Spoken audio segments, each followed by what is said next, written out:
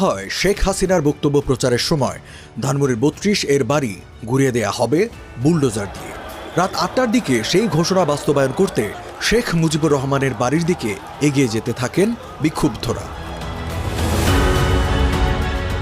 রাত ৮টার পরপরই ফটক ভেঙে ভবনের ভেতরে প্রবেশ করেন শিক্ষার্থী জনতা।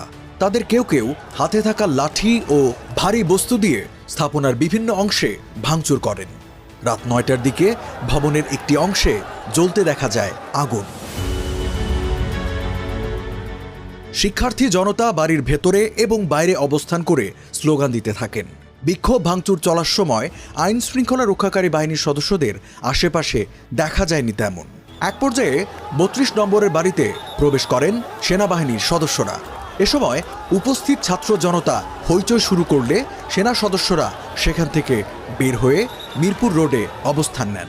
পরে বুলডোজার দিয়ে গুঁড়িয়ে দেয়া হয় বাড়িটি। প্রায় একই সময়ে দেশের বিভিন্ন স্থানে আওয়ামী লীগের নেতাকর্মীদের বাড়িতে হয় হামলা ও ভাঙচুর। খুলনায় রাত ৯টার দিকে শেখ বাড়ি ভেঙে ফেলেন বিক্ষুব্ধ জনতা। পরে সেখানে দুটি বুলডোজার এনে আরও বাড়ানো হয় ভাঙচুরের মাত্রা।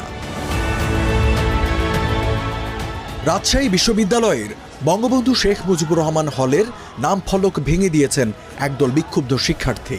রাত ৯:১০টার দিকে বিশ্ববিদ্যালয়ের জোহা চত্বরে পূর্ব ঘোষিত কর্মসূচির অংশ হিসেবে জমায়েত হন শিক্ষার্থীরা। পরে তারা বঙ্গবন্ধু শেখ মুজিবুর রহমান হলের নাম ফলক ভেঙে নতুন নামকরণ করেন।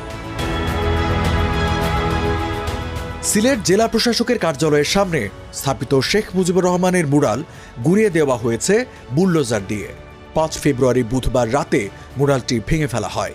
এর আগে বন্দরবাজার এলাকায় বিক্ষোভ সমাবেশ করেন বৈষম্য বিরোধী ছাত্র আন্দোলনের নেতারা। ক্ষমতাচ্যুত প্রধানমন্ত্রী শেখ হাসিনার যে ভার্চুয়াল অধিবেশন ঘিরে দেশের বিভিন্ন স্থানে এই হামলা ভাঙচুর, সেটি নির্ধারিত সময়ে রাত ৯টার দিকেই প্রচারিত হয় দলটির ভেরিফাইড ফেসবুকে। এর আগেই এই ভাষণ প্রচার নিয়ে বার্তা দেন বৈষম্য বিরোধী ছাত্র আন্দোলনের আহ্বায়ক হাসনাত আবদুল্লাহ।